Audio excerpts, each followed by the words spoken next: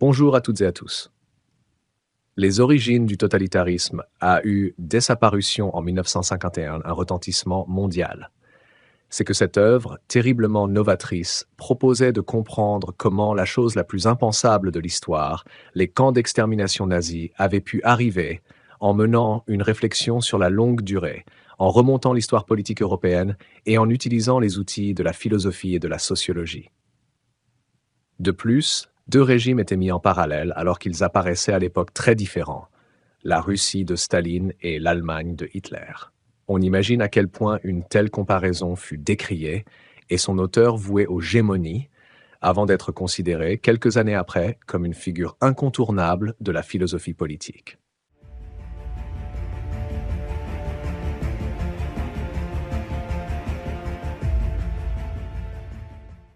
Je cite Hannah Arendt. Pour s'implanter, le totalitarisme a besoin d'individus isolés et déculturés, déracinés des rapports sociaux organiques, atomisés socialement et poussés à un égoïsme extrême. Un peuple qui ne peut plus rien croire ne peut se faire une opinion. Il est privé non seulement de sa capacité d'agir, mais aussi de sa capacité de penser et de juger. Et avec un tel peuple, vous pouvez faire ce que vous voulez. L'être humain ne doit jamais cesser de penser. C'est le seul rempart contre la barbarie. Action et parole sont les deux vecteurs de la liberté. S'il cesse de penser, chaque être humain peut agir en barbare.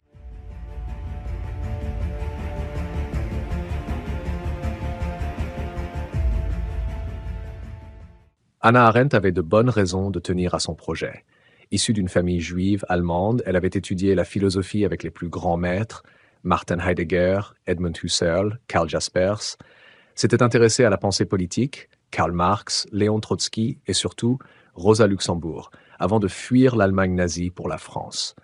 Là, capturée et internée, elle avait réussi à s'échapper pour finalement gagner New York.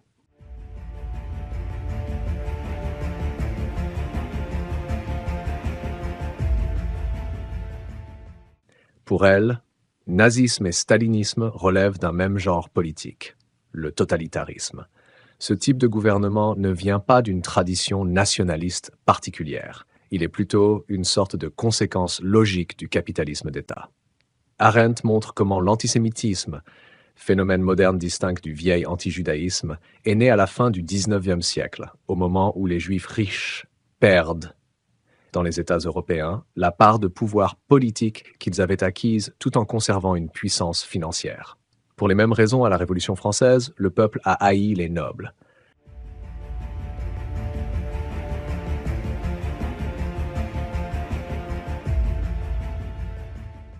Enfin, Arendt en vient à comprendre comment les régimes totalitaires ont mis en place un monde où tout est possible, où règne la terreur et où les hommes sont devenus superflus, précisant que de tels systèmes peuvent renaître si nous nous obstinons à concevoir notre monde en termes utilitaires. Depuis lors, plusieurs historiens et sociologues ont utilisé la notion de totalitarisme, ainsi Raymond Aron, mais celle-ci ne fait pas l'unanimité. Par ailleurs, il est toujours difficile de penser la comparaison entre l'Allemagne de Hitler et la Russie de Staline. Le débat n'est donc pas clos.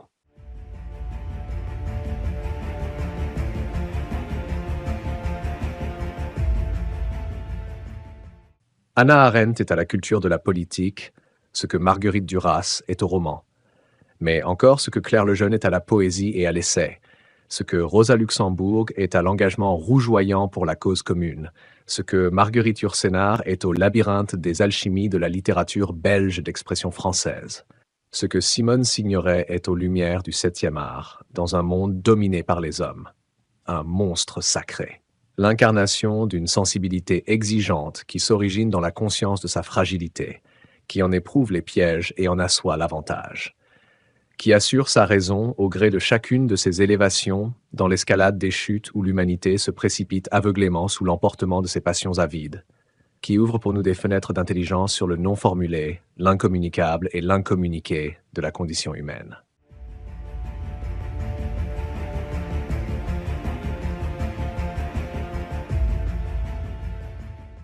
Elle crée des chemins de liberté sous les tilleuls centenaires de la Révolution, d'où elle nous interpelle, au-delà des hautes futaies d'épines du non formulé et des palissades fardées du non-dit de son temps, dans le silence suspendu où résonne de loin en loin l'évanouissement d'un orage si totalisant que la souffrance en paraissait sans fin. Devant les charniers de l'histoire au XXe siècle, les camps industriels de la mort, mais pas seulement, ceux des tranchées qui ont servi de laboratoire grandeur nature aux essais des nouvelles technologies industrielles de la destruction totale, aux premières armes chimiques aussi, ceux en Espagne, encore, elles pensent, elles se demandent ce que cela signifie en réalité de penser et ce que la pensée peut réfléchir de l'innommable, de la domination totale. Elles doutent, elles écrient enfin dans l'urgence. Dans l'urgence portée par quelque espérance, celle de faire place aux lumières dans l'obscure détresse de ces anéantissements scientifiquement raisonnés. Tout ce qui se veut bien pensant lui semble suspect, y compris à son propre détriment. La pensée se doit d'être critique. C'est pour elle une nécessité vitale. Et dès lors, pour parler de la politique, il convient d'abord de reconnaître et d'examiner nos préjugés au regard de la politique elle-même.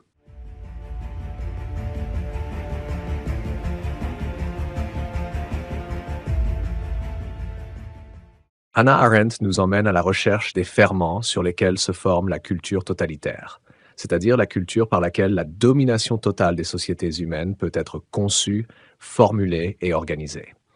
C'est pour moi la grande originalité de ce triptyque de l'autrice, de prendre au sérieux, de partir à la recherche et d'explorer les formes culturelles par lesquelles l'esprit de la domination totale s'érige comme mode de soumission généralisée des populations. Ainsi, l'ouvrage qu'elle publie traite des origines et non des causes du totalitarisme. La distinction n'est pas innocente. Hannah Arendt fait sienne la réflexion sur le pseudo-déterminisme de l'histoire. Question du rapport à l'histoire, qui avait fait l'objet de débats non seulement politiques, mais également académiques, particulièrement vifs entre les deux guerres et durant la Seconde Guerre mondiale.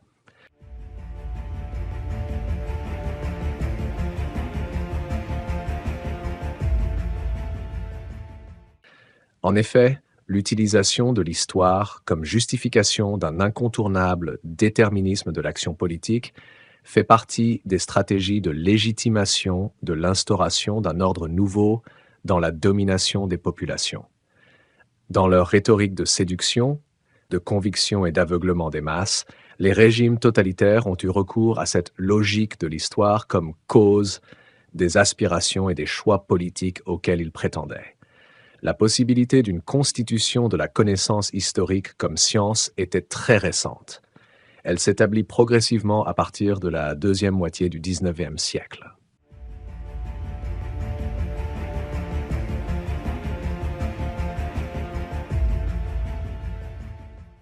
L'instrumentalisation à des fins politiques des acquis récents de cette science historique nouvelle était un enjeu majeur pour asseoir la légitimité des régimes politiques. L'utilisation de cette logique historique permettait d'ancrer les inventions politiques nouvelles. Hannah Arendt travaille à démontrer comment le totalitarisme est pleinement une création culturelle inédite, dans un pseudo-enchaînement des causes aux effets de l'histoire. Il y a donc des sources culturelles où s'origine le totalitarisme, mais en aucun cas ces éléments d'histoire ne constituent des causes efficientes dans la structuration des systèmes totalitaires. Le totalitarisme est un fait politique inconnu qui émerge entre deux guerres et transforme en profondeur le rapport des populations à la culture, à l'histoire, à la politique, aux sciences, à la morale, à l'intimité, au collectif, à la violence, à la domination.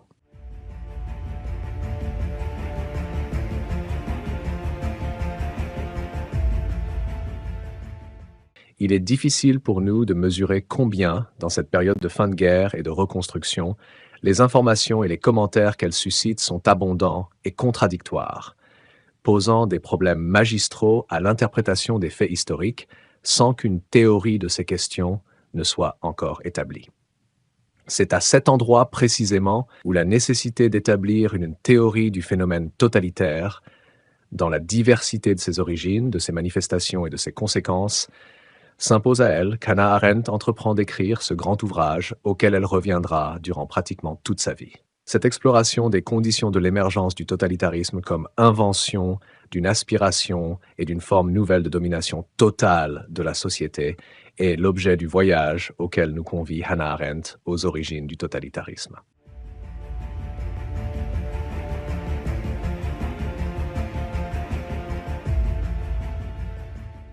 la montée du nazisme en Allemagne, ainsi qu'à la propagande antisémite de ce régime, qu'elle a documenté et aussi combattu, puis à l'exil. La première rédaction a été finalisée, c'est-à-dire parallèlement à la découverte des camps par l'opinion mondiale, aux préparatifs et au déroulement du procès de Nuremberg qui a jugé des principaux responsables de ce régime, c'est-à-dire avant la création de l'État d'Israël et avant l'adoption de la Déclaration universelle des droits de l'être humain par la nouvelle réorganisation des Nations unies.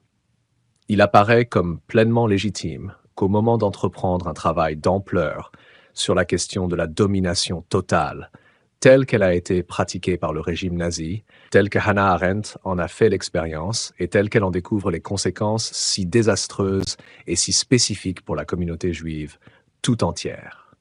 Au lendemain de la Seconde Guerre mondiale, la question de l'antisémitisme vient en premier lieu comme une porte d'entrée par l'enfer dans l'analyse du phénomène totalitaire.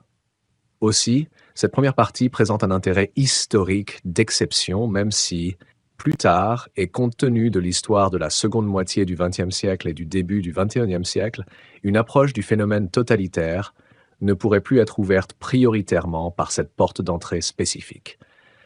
C'est donc dans la reconnaissance de sa singularité historique que cette première partie offre ses plus beaux fruits à une lecture aujourd'hui.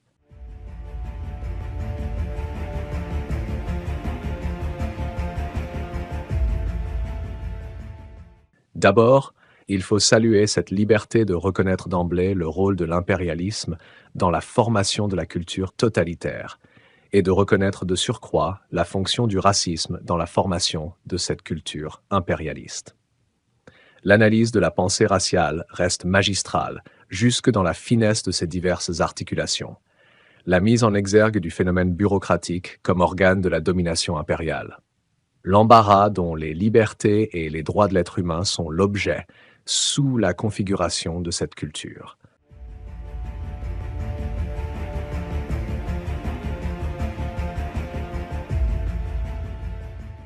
Ce que Hannah Arendt conjugue dans le système totalitaire, c'est l'hitlérisme et le stalinisme. Elle prend la précaution à plusieurs moments de montrer comment, de son point de vue, Staline liquide le communisme tel qu'il avait été conçu, débattu et mis en œuvre sous Lénine pour transformer par la révolution les institutions et les structures sociales héritées du tsarisme. Les distinctions nuancées et précises qu'elle établit et auxquelles elle reviendra à plusieurs reprises par la suite entre autoritarisme, dictature, tyrannie et domination totale sont de formidables objets de débat et nous offrent de belles occasions d'affiner notre pensée. Enfin, le dernier chapitre, Idéologie et terreur, une forme nouvelle de gouvernement, reste tout à fait significatif pour nous aujourd'hui. Tout ceci mérite pleinement d'être réfléchi, débattu, interrogé, critiqué, actualisé et reformulé aujourd'hui, pour qu'à travers les suscitations où nous entraîne Hannah Arendt, nous puissions nommer les formes culturelles des dominations dont nous sommes l'objet dans le temps présent.